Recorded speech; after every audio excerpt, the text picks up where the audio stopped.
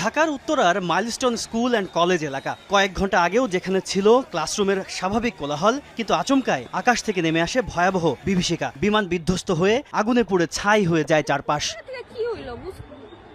দুপুর 1:06 দিকে উড্ডয়ন করে বাংলাদেশ বিমান বাহিনীর F-7 BGI মডেলের একটি প্রশিক্ষণ বিমান। বিমানটি চালাচ্ছিলেন বাফা 76 ব্যাচের ফ্লাইট লেফটেন্যান্ট তৌকির ইসলাম সাগর। 13 মিনিটের মতো আকাশে ওড়ার পর হঠাৎই নিয়ন্ত্রণ হারায়, বিধ্বস্ত হয়ে আছড়ে পড়ে মাইলস্টোন স্কুল অ্যান্ড কলেজের বিল্ডিংয়ে।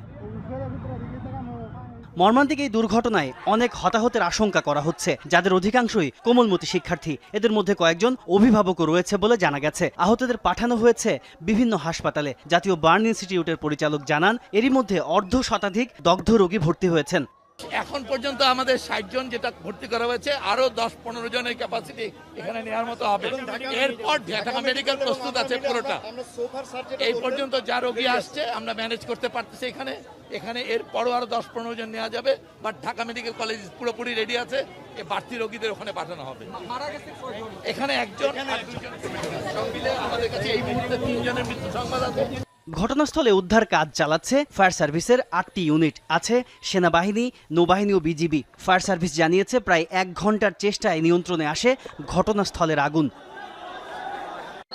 স্থানীয়রা জানিয়েছে বিকট শব্দ শুনে দৌড়ে আসে অনেকে। ক্যাম্পাস জুড়ে ছিল ধোঁয়া, আতঙ্ক আর কান্নার রোল।